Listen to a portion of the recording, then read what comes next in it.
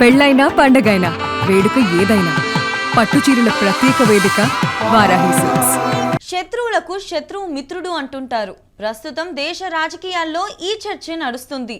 ముఖ్యంగా విపక్ష కూటమిలో పైకి చూస్తే ఎవరికి వారే అన్నట్టుగా కనిపిస్తున్నా రాజకీయ శత్రువు కళ్ళ ముందు కనిపించేసరికి ఏకమవ్వాలనే కసి పెరుగుతుంది. నిజానికి విపక్షాలకి కలవాలనుంది. కలవడానికి బలమైన కారణాలున్నాయి.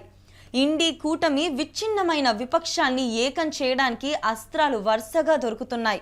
అందులో మొట్టమొదటిది లోక్సభ స్పీకర్పై పెట్టిన అవిశ్వాస తీర్మానం. పార్లమెంట్లో పెట్టిన అవిశ్వాస తీర్మానం మూజువాని ఓటుతో వీగిపోయింది. నిజానికి ఈ తీర్మానం వీగిపోతుందని విపక్షానికి కూడా తెలుసు. కాకపోతే అందులో ఓ రాజకీయ వ్యూహం ఉంది. ఇండి కూటమి ఐక్యతకు అదో లిట్మస్ టెస్ట్ లాంటిది. ఈ తీర్మానం విపక్షాల మధ్య ఉన్న అంతర్గత విభేదాలను పక్కన పెట్టి వారిని ఒకే తాటిపైకి తెచ్చింది. కాంగ్రెస్, తృణమూల్ కాంగ్రెస్, డిఎంకే, సమాజ్వాదీ పార్టీలు కలిసి ఉమ్మడిగా నోటీసు ఇచ్చాయి. తీర్మానంపై చర్చ జరిగినప్పుడు కూడా ఒక్కటిగానే నిలబడ్డాయి. ఓటింగ్ సమయంలో కలిసే ఉండాలని మాట్లాడుకున్నాయి. ఓవరాల్గా సీట్ల సర్దుబాటులో సమస్యలు ఉన్నప్పటికీ బీజేపీ వ్యతిరేక పోరాటంలో తామంతా ఒకటేనని సంకేతాన్ని ప్రజల్లోకి పంపాయి విపక్షాలు. స్పీకర్పై పెట్టిన అవిశ్వాస తీర్మానం వీగిపోవడం తమ దృష్టిలో ఓటమి కాదు అంటున్నాయి. భవిష్యత్తులో రాబోయే పెద్ద పోరాటాలకు, మరీ ముఖ్యంగా 5 రాష్ట్రాల ఎన్నికలకు ఒక రిహార్సల్ అనే చెబుతున్నాయి. సంఖ్యాబలం లేకపోయినా ప్రభుత్వాన్ని ఇరకాటంలో పెట్టడమే ఆత్మవిశ్వాసాన్ని నింపడంలో సహాయపడిందనేది విపక్షం వాదన. ఒక విధంగా దీన్ని ఒక నైతిక విజయంగా భావిస్తున్నాయి విపక్షాలు. ఇక విపక్షాలను ఏకం చేయడానికి దొరికిన మరో అస్త్రం chief election commissioner Gyanesh Kumar పై అభిశంసన తీర్మానం. నిజానికి ఇది కూడా విపక్షాలు తమ ఐక్యతను చాటడానికే అనే చర్చ జరుగుతుంది. ఎందుకంటే పార్లమెంట్లో సిఈసిపై అభిశంసన తీర్మానం నోటీసు ఇవ్వడానికి కనీసం 100 మంది లోక్సభ ఎంపీలు, 50 మంది రాజ్యసభ ఎంపీలు సంతకాలు చేయాలి. కానీ విపక్షాలు 120 మంది లోక్సభ సభ్యులు, 60 మంది రాజ్యసభ సభ్యుల నుంచి సంతకాలు సేకరించాయి.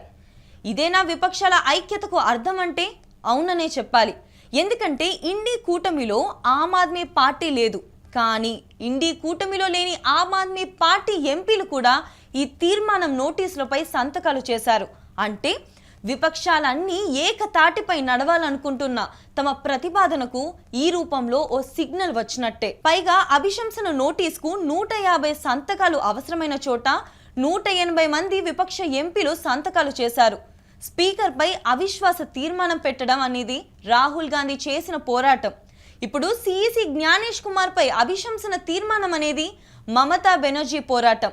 విడివిడిగా ఎవరికి వారు చేస్తున్న పోరాటంగా కనిపిస్తున్నా సరే ఇదంతా ఇండి కూటమి ఉమ్మడి పోరాటంగా చెప్పగలిగారు. ఇందులో Congress, Samajwadi party, DMK, left పార్టీల ఎంపీలు కూడా ఉండడం విశేషం. అంత ప్రత్యేకంగా ఎందుకు చెప్పుకోవాలంటే బెంగాల్లో తృణమూల్తో విభేదించే లెఫ్ట్, కాంగ్రెస్ పార్టీలు కూడా రాజ్యాంగ సంస్థల రక్షణ పేరుతో ఈ తీర్మానానికి మద్దతు ఇచ్చాయి. ఈ తీర్మానం నెగ్గుతుందా లేదా అన్నది పక్కన పెడితే విపక్షాల ఐక్యతను చాటి చెప్పే ఎపిసోడ్గా చూసుకోవచ్చు. ఒకసారి తీర్మానం నోటీసు ఇస్తే దానిపై చర్చ జరగాలని విపక్షాలు పట్టుపట్టవచ్చు. అలాంటప్పుడు విపక్షాలన్నీ కలిసి ఎన్డీఏపై ఫైట్ చేస్తున్నాయనే సంకేతాలు పంపించవచ్చు. ఈ అభిశంసన తీర్మానం అనేది రాబోయే 5 రాష్ట్రాల ఎన్నికలకు విపక్షాల సిద్ధం చేసుకున్న ఒక బలమైన పొలిటికల్ అజెండా. ఎన్నికల నిర్వహణపై ప్రజల్లో అనుమానాలు కలిగించడం ద్వారా ప్రభుత్వాన్ని డిఫెన్స్లో నెట్టడమే దీని అసలు ఉద్దేశం. ఇక విపక్షాలను ఏకం చేస్తున్న మరో అస్త్రం గ్యాస్ షార్టేజ్. ప్రస్తుతం విపక్షాలను ఇదే బలమైన రాజకీయ ఆయుధం.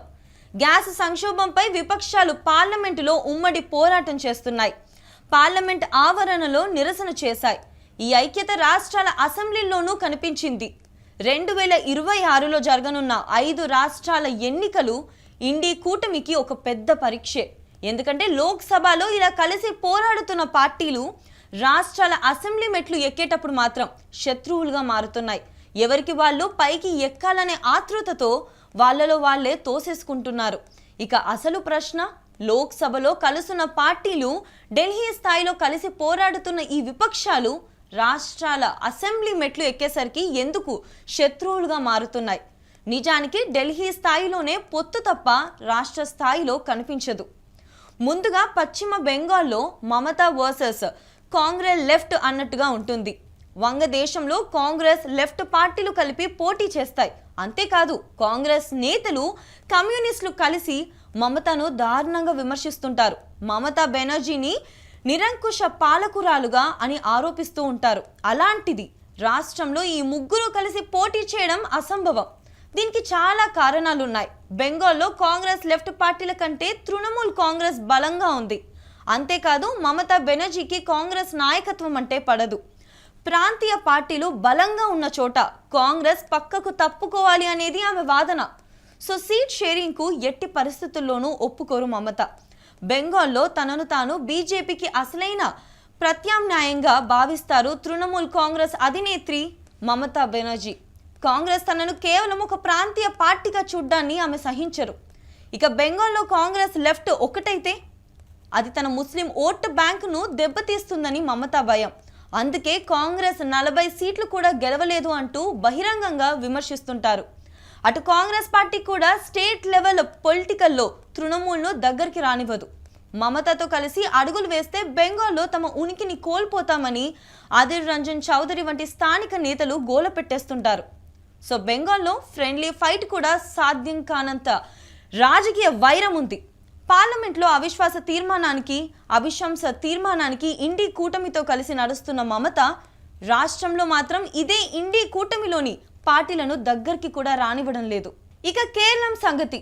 ఇక్కడ గనక కాంగ్రెస్ లెఫ్ట్ పార్టీలు కలిసాయంటే మాత్రం ఒకే ఇంట్లో ఇద్దరు యాజమానులు ఉన్నట్టు ఉంటుంది.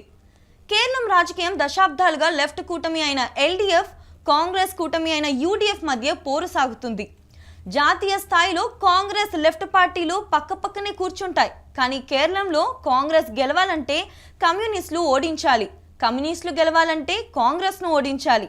జాతీయ స్థాయిలో రాహుల్ గాంధీని ప్రధాన అభ్యర్థిగా లెఫ్ట్ పార్టీలు సమర్థించవచ్చు. కానీ కేరళంలో రాహుల్ గాంధీ వయనాడు నుంచి పోటీ చేయడాన్ని లెఫ్ట్ తీవ్రంగా వ్యతిరేకిస్తుంది.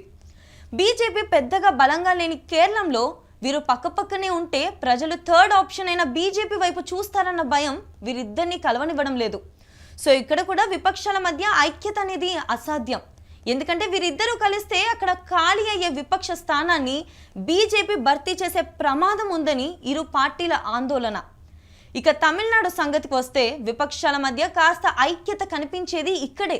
ఇక్కడ డిఎంకే కూటమి చాలా పటిష్టంగా ఉంది. సో కాంగ్రెస్ పార్టీ ఎక్కువ సీట్లు డిమాండ్ చేసినా డిఎంకే ఇవ్వడానికి సిద్ధంగా లేదు. ఒకవేళ కాంగ్రెస్ తగ్గకపోతే పొత్తులో చిక్కులు వచ్చే అవకాశం ఉంటుంది. పైగా రాబోయే ఎన్నికల్లో కొత్త సవాళ్లు ఎదురవుతున్నాయి. విజయ్ టీవీకే పార్టీతో యువత ఓట్లను చీల్చే అవకాశం ఉంది. దీంతో ఎలాగైనా గెలవాలనే కోరుకుంటుంది తప్ప కాంగ్రెస్ కోసం సర్దుకుపోయే పరిస్థితి కనిపించడం లేదు. అస్సాంలో విపక్షాలు చాలా ముందుగానే ఏకమయ్యాయి. మొత్తం 18 విపక్ష పార్టీలు కలిసి మహాజోత్ పేరుతో కూటమి కట్టాయి. 18 పార్టీలు ఒకే వేదికపైకి రావడం నాట్ ఎ జోక్. బట్ సమస్య ఇక్కడే స్టార్ట్ అవుతుంది. ఈ 18 పార్టీల మధ్య 126 సీట్లను పంచుకోవడం ఒక పీడికల లాంటిదే. అందులోనూ ఏఐయుడిఎఫ్ పార్టీని కూటమిలోకి తీసుకోవాలా వద్దా అనేది ఒక పెద్ద ప్రశ్న. తీసుకుంటే హిందూ ఓట్లు దూరం అవుతాయని, తీసుకోకపోతే ముస్లిం ఓట్లు చీలుతాయన్న భయం వెంటాడుతుంది. ఓవరాల్గా సీట్ల పంపిణీ దగ్గరికి వచ్చేసరికి అస్సాంలో విపక్షాల ఐక్యత ఎంత బలంగా ఉంటుందన్నది చూడాలి. పుదుచ్చేరి. ఇక్కడ రంగస్వామి నేతృత్వంలోని ఎన్ఆర్ కాంగ్రెస్ బీజేపీ కూటమి బలంగా ఉన్నాయి. కాంగ్రెస్ డిఎంకే ఐక్యంగా ఉంటేనే ఇక్కడ గెలిచే అవకాశం ఉంటుంది. కానీ చిన్న రాష్ట్రం కావడంతో స్థానిక నేతల ఆధిపత్య పోరు ఐక్యతకు అడ్డంకిగా మారింది. ఈ 5 రాష్ట్రాల్లో విపక్షాల ఐక్యత అనేది రాష్ట్రానికో తీరు అన్నట్లుగా ఉంటుంది.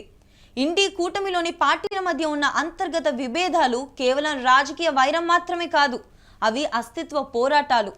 జాతీయ స్థాయిలో నరేంద్ర మోదీని అడ్డుకోవడానికి అందరూ ఒకటే, కానీ రాష్ట్ర స్థాయిలో మాత్రం తమ ఉనికిని కాపాడుకోవడానికి ఒకరితో ఒకరు యుద్ధం చేస్తుంటారు. ఈ ద్వంద్వ వైఖరిని ప్రజలు ఎలా స్వీకరిస్తారనేది ఒక పెద్ద ప్రశ్న. అసెంబ్లీ ఎన్నికలు జరగబోతున్న 5 రాష్ట్రాల్లోనే విపక్షాల మధ్య ఐక్యత లేదు. ఇక మిగిలిన రాష్ట్రాల్లో ఉంటుందని ఆశించడం అత్యాశే. సపోజ్ ఢిల్లీ, పంజాబ్ లాంటి రాష్ట్రాల్లో చూద్దాం. ఇక్కడ ఆమ్ ఆద్మీ పార్టీ వర్సెస్ కాంగ్రెస్ అనే పరిస్థితి ఉంటుంది. వీరిద్దరి మధ్య బంధం పగటిపూట స్నేహం, రాత్రిపూట యుద్ధం లాంటిది. అసలు ఆమ్ ఆద్మీ పార్టీ సిద్ధాంతమే కాంగ్రెస్ పార్టీ స్థానాన్ని ఆక్రమించడం. రాజకీయాల్లో ఆమ్ ఆద్మీ పార్టీ పురుడు పోసుకుందంటే కారణమే కాంగ్రెస్ పార్టీ. కాంగ్రెస్ ఎక్కడైతే బలహీనపడుతుందో అక్కడ ఆమ్ ఆద్మీ పార్టీ బలపడుతుంది. కావాలంటే పంజాబ్, ఢిల్లీ, గుజరాత్, గోవా రాష్ట్రాలను చూడొచ్చు. ఈ 4 రాష్ట్రాల్లో ఇప్పటికీ కాంగ్రెస్ ఓట్లను చీల్చడం ద్వారానే కేజ్రీవాల్ పార్టీ మనుగడ సాగిస్తుంది. రీసెంట్ ఢిల్లీ ఎన్నికల్లో కాంగ్రెస్, కేజ్రీవాల్ పార్టీల మధ్య సీట్లు సర్దుబాటు జరిగినా పంజాబ్లో మాత్రం ఒకరిపై ఒకరు తీవ్ర విమర్శలు చేసుకుంటున్నారు. కేజ్రీవాల్ కు జాతీయ స్థాయిలో కాంగ్రెస్ కన్నా ఎక్కువ ప్రాధాన్యత కావాలనే పట్టుదల ఈ 2 పార్టీల మధ్య పొత్తును పొసగనివ్వడం లేదు.